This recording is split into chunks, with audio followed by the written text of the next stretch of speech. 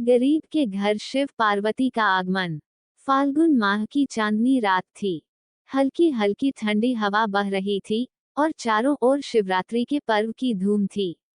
गांव के शिव मंदिर को सुंदर फूलों और दीपों से सजाया गया था। श्रद्धालु व्रत रखकर भगवान शिव की पूजा अर्चना में लीन थे।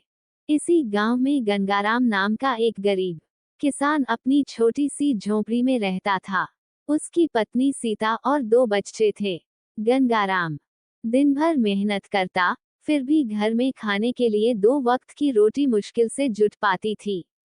लेकिन उसके मन में भगवान शिव के प्रति अटूट भक्ति थी। वह हर साल शिवरात्रि पर उपवास रखता और अपने सामर्थ्य के अनुसार भगवान शिव की पूजा करता था। इस बार शिवरात्रि से एक दिन पहले ही गांव में खूब चहल पहल थी।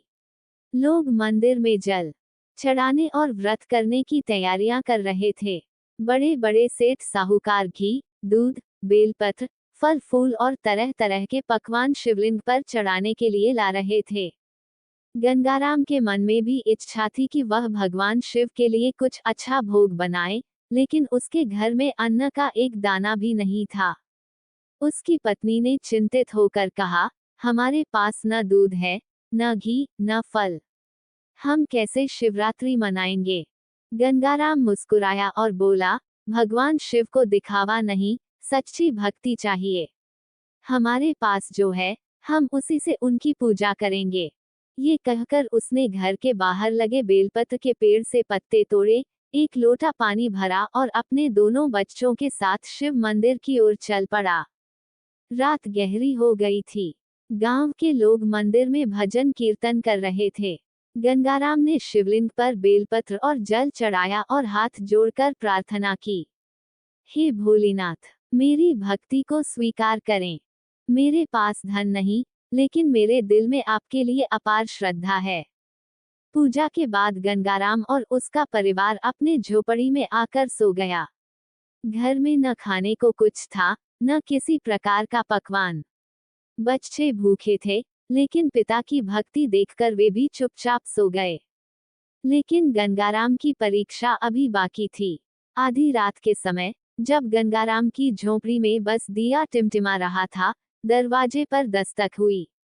गंगाराम ने दरवाजा खोला तो देखा कि एक साधु और एक साध्वी बाहर खड़े थे। वे बहुत तेजस्वी लग रहे थे, लेकिन उनके वस्त्र साधारण थे। साधु ने कहा, बेटा, हम बहुत भूखे हैं। क्या हमें कुछ खाने को मिलेगा? गंगाराम ने सोचा, मेरे पास तो खुद के लिए भी कुछ नहीं है, मैं इन अतिथियों को क्या दूं? लेकिन फिर उसने मुस्कुराते हुए कहा, आप पधारे, यह मेरे लिए सौभाग्य की बात है। हमारे पास भोजन नहीं है, लेकिन मैं आपको जल और बेलपत्र अर्पित कर सकता हूँ। सीता ने जल्दी से 1 लोटा जल लाकर साधु साध्वी के सामने रख दिया। साधु ने प्रसन्न होकर कहा, गंगाराम, तुमने सच्ची भक्ति दिखाई है। हमें जल और बेलपत्र से ज्यादा तुम्हारी श्रद्धा ने संतुष्ट किया। हम तुम्हें आशीर्वाद देना चाहते हैं। जैसे ही साधु और साध्वी ने आशीर्वाद दिया, झोंपड़ी अचानक रोशनी से भर गई। गंगाराम और उसकी पत्नी ये देखकर चौंक गए। साधु साध्वी के स्थान पर स्वयं भगवान शिव और माता पार्वती प्रकट हो गए। गंगाराम और सीता दोनों उनके चरणों में गिर पड़े। भगवान शिव ने कहा, गंगाराम, तुम्हारी भक्ति ने हमें प्रसन्न कर दिया। जो सच्चे मन से मेरी पूजा करता है, मैं उसकी सभी मनोकामनाएं पूरी करता हूँ।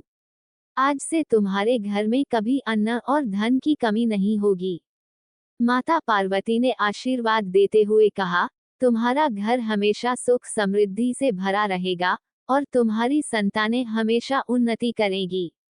जैसे ही भगवान शिव और माता पार्वती अंतर्धान हुए, गंगाराम का घर पूरी तरह बदल गया। झोंपड़ी एक सुंदर घर में बदल गई।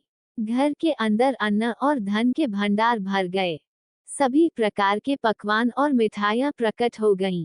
बच्चे खुशी से किलकारियां मारने लगे। गंगाराम और उसकी पत्नी की आंखों में आंसू आ गए।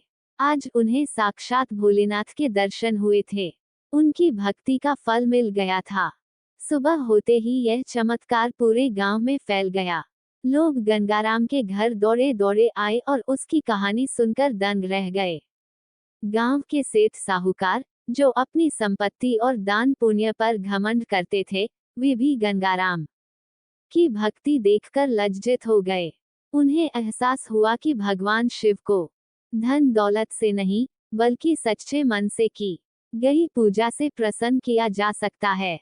भगवान शिव को सच्ची भक्ति और श्रद्धा प्रिय है, न कि धन और भौतिक वस्तुएं। गरीबी कोई अभिशाप नहीं, बल्कि एक परीक्षा होती है। जो इसे भक्ति और मेहनत से पार करता है, उसे ईश्वर का आशीर्वाद मिलता है। अतिथि को भगवान का रूप मानकर उसकी सेवा करनी चाहिए। सच्चे मन से की गई पूजा का फल अवश्य मिलता है। ईश्वर का सानिध्य केवल मंदिरों में नहीं, बल्कि भक्तों के दिलों में होता है। फाल्गुन माह की इस पावन शिवरात्रि पर गंगाराम की भक्ति ने ये सिद्ध कर दिया कि ईश्वर केवल उन्हीं पर कृपा करते हैं जो सच्चे मन से उनकी पूजा करते हैं। धन दौलत की नहीं, बल्कि सच्ची आस्था और भक्ति की शक्ति सबसे बड़ी होती है। हर हर महादेव।